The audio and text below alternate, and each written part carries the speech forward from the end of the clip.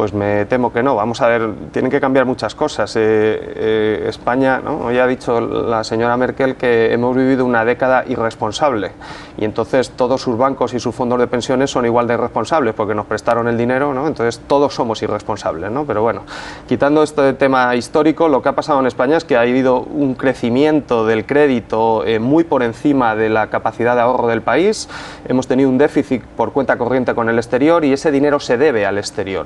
Lo que hemos visto ayer es que una agencia de rating ha puesto al Tesoro Público a un escalón del bono basura con perspectiva negativa y eso significa que la semana que viene o la otra va a sacar otro informito donde va a poner a toda la banca española, salvo seguramente a las grandes entidades, directamente en bono basura. Bueno, cuando uno entra en esa calificación, lo que te pasa es que sales de la Premier League de jugar al fútbol en césped natural a otros campos donde te financias con muchas más dificultades. Tampoco pasa nada, por ejemplo, Renault hoy es un bono basura y hace buenos coches, tampoco hay que estigmatizarse y volverse loco. Es muy curioso el término. Ayer en Twitter explicabas que ellos no utilizan eso, sino que es la prensa la que traducimos como bono basura, un término que es más económico, de economistas, vamos, ¿no? Se puso de moda en los años 80 en Wall Street porque un señor empezó a vender bonos de empresas que estaban en proceso de reestructuración y bueno, no salió muy bien aquello y el señor acabó en la cárcel y ya se le quedó lo de bono basura, pero vamos, ellos, las agencias de rating le llaman grado de especulación, no le llaman bono basura. Que se parece también a lo de basura. En cualquier caso, hablamos siempre en futuro, habláis en futuro de cosas que se podrían hacer y que todavía no se han hecho. Y estoy pensando en que una agencia privada descalifique a un país, en este caso a España, y todavía no haya un proyecto, no de que se haga en España con un partido político y estas cosas, no, que la Unión Europea, como había una propuesta, sea quien determine ese tipo de cosas. No sé si sería mejor o peor o no, pero no sería una agencia privada. Bueno, pero no vas a prohibir que haya agencias privadas, son empresas privadas. No, pero quien determine, hay varias de hecho, todas muy parecidas en sus análisis. Sí, ya hay un proyecto de una empresa española, ya está registrada en la ESMA, que sería como la CNMV europea para ser agencia de rating europea y con un proyecto de que haya una integración con otras agencias de Alemania, de Francia y de Italia para hacer una gran agencia europea, pero esa sería una más. Ya hay una agencia de rating japonesa, hay una agencia de rating china y una agencia de rating brasileña, pero las tres que tienen impacto en los medios son las tres grandes.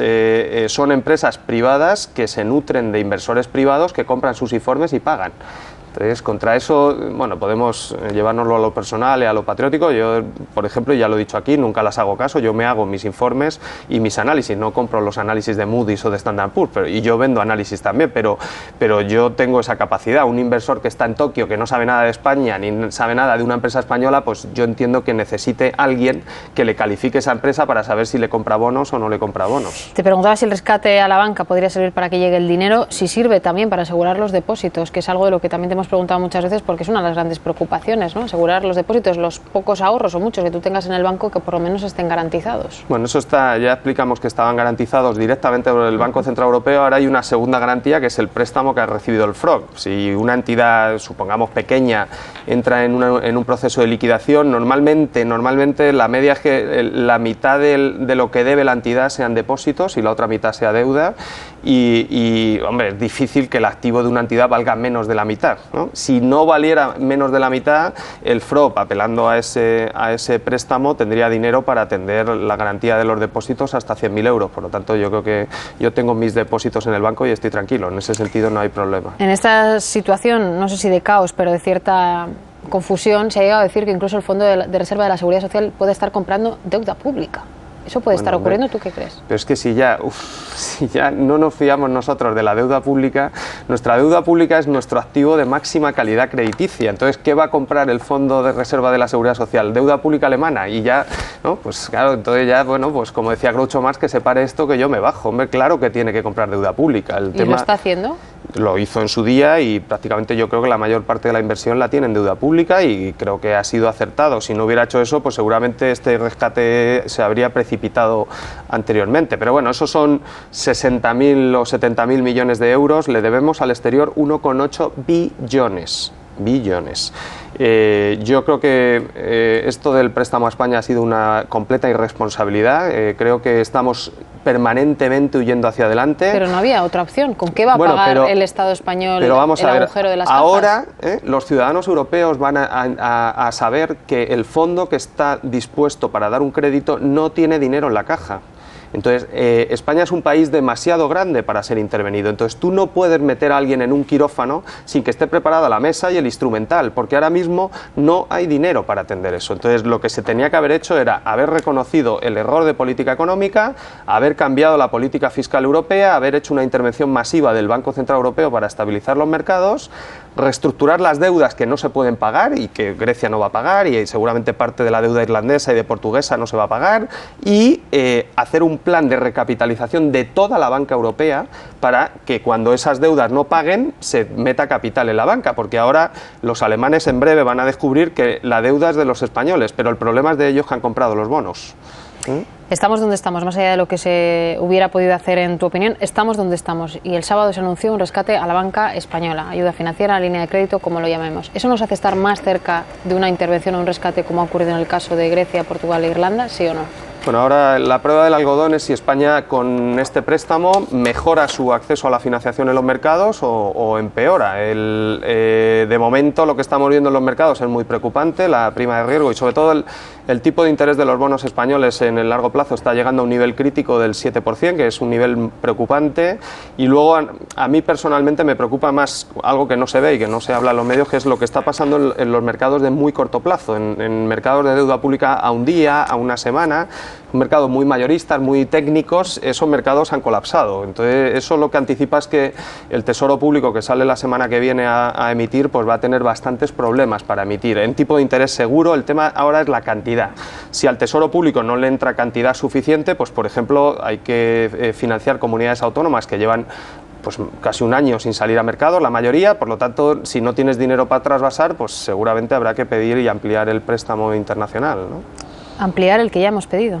Bueno, pero para otros sectores, para no otro para la tipo de usos. Claro, ahora la clave es si esto mejora el acceso a la financiación o si lo empeora. De momento esta semana lo ha empeorado, pero bueno, también es verdad que es poco tiempo, vamos a dejar tiempo, ¿no? Y el domingo elecciones en Grecia, así que ¿qué escenario prevés para el lunes? Hace unos minutos el ministro Margallo, en una entrevista en Onda Cero, ha dicho que si Grecia sale del euro los mercados van a pensar que otros pueden salir. Si el Titanic se hunde se llevará a todos, hasta a los pasajeros de primera clase. ¿Qué puede pasar el lunes? Y la orquesta. Y la orquesta. Bueno, hombre, el lunes supongo que no sé qué harán los mercados, en Grecia no pasará nada, supongo que tendrán que sentarse, hacerse con el gobierno, negociar, ¿no?